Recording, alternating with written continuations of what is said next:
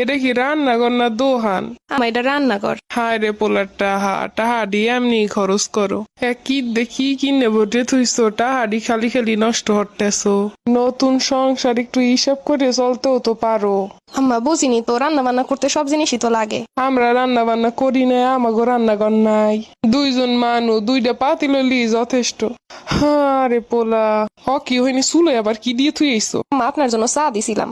এই দুহারটার হালে কেউ চা খায়? কোনো হিসাব নাই, কোনো হিসাব নাই। ভালোর জন্য চা বানাইতে গেলাম, এটাও দোষ হয়ে গেছে। পোলার টাকায় জীবনে কোনো কিছু একটা কিনি নাই, পোলারে কোনোদিন কিছু আনতে কই নাই। সংসার করে খাইবো, টাকা পয়সা লাগবো, আর হেই টাকা এমন করে ভাঙতাছে কোনো হিসাব নাই। পোলাডার কষ্টের টাকা কেন যে আইতে গেলাম এই সবার সোহে দেখকে সহ্য হইতাছে না। দূরে আসলাম, ভালো আসলাম, যা করতেছিল পোলাডার এইসব কষ্ট দেখে আর সহ্য হইতাছে না। না রামু না, আর এইসব দেখতামু না। আপনি একটু বসেন, আপনার ছেলে আবার আইসে পড়বানে, দ্রুত রান্না করা লাগবো। ফ্রিজ দিয়ে কিছু মাছ মাংস বাইর করে নিয়ে আসি। মাছ মাংস? প্রত্যেক দিনই কি মাছ মাংস খাও? আম্মা আপনার ছেলে আবার মাছ মাংস ছাড়া খাইতে পারে না। যত সব পোলার সুতা। পোলারে যা খাওয়াইছি কোনোদিন একটা টুটা শব্দ করে না, এখন এই পোলা নাকি মাছ মাংস ছাড়া ভাত খাইতে চায় না।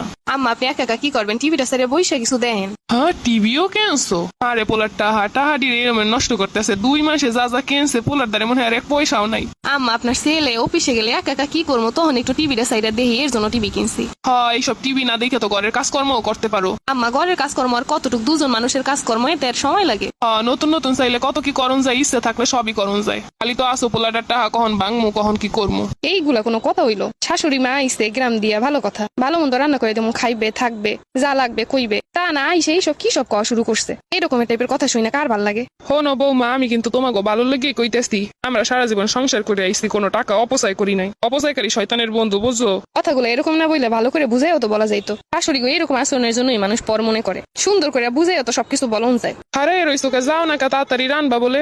আরে খোদা, 2জন মানুষ কতরি রুম নিছে ভাড়া। 2জন মানুষ দুগ্গ ছোট রুমই হইয়ে যায়, আর কত বড় বড় রুম নিছে ভাড়া। হায় রে পোলার টাহাডি এমনি নষ্ট করতেছে। আমার পোলাটাই তো এরম আসিলে না, কত সুন্দর বুঝ ব্যবস্থা, কত কি বুঝ হইনে চলতো। কি যে হইলো পোলার, আর মনে হয় তাবিজ কবজ করছে। নাইলে আমার পোলা এত তাড়াতাড়ি এই রকমের চেঞ্জ হওয়ার কথাই না। কিরবিস না বইলি তো ডাইবে যায়। এই এটা হাইতে কিনে হইয়ে হইয়ে থাকে হাঙ্গা দিন। শাশুড়ি আম্মা তো ঘুমাইয়ে গেছে। ও আম্মা, আম্মা ওঠেন, খাবার দাবার রেডি করছি সব। কেডা? আম্মা আমি খাবার দাবার সব রেডি হয়ে গেছে, আপনি তো ঘুমাইয়ে গেছেন। যে বিছনা কেনছো হাতে তো ঘুম এমনি ইয়ে যায়। এতে হইয়ে হইয়ে থাককে জালিসা না আসো হ্যাঁ বান। এখন কয়ঠানে সেই বিছনা? আম্মা আমি জানি না, আপনার পোলায় আছে। পোলা কোনো হিসাব নাই, এইসব কিন্না টাহাডিরে শেষ করতে আছে। আম্মা আসেন, খাবার রেডি করছি টেবিলে। ওরে আল্লাহ, এত খাওয়ান ধরবি কি? আম্মা আপনার লগে রান্না করছি। কে মুই কি একটা আতি যে এক টেবিল খাওয়ান মুই খামো? হিসাব না, এই রকমের খাওয়ান দিয়ে কিন্না হালায়। তোমরা হইছো 2জন মানুষ, তোমরা এই এক টেবিল খাওয়ান দিয়ে কি হরবা? আম্মা আপনি আইসেন এতদিন পরে, আপনার জন্য ভালো মন্দ রান্না করবো না?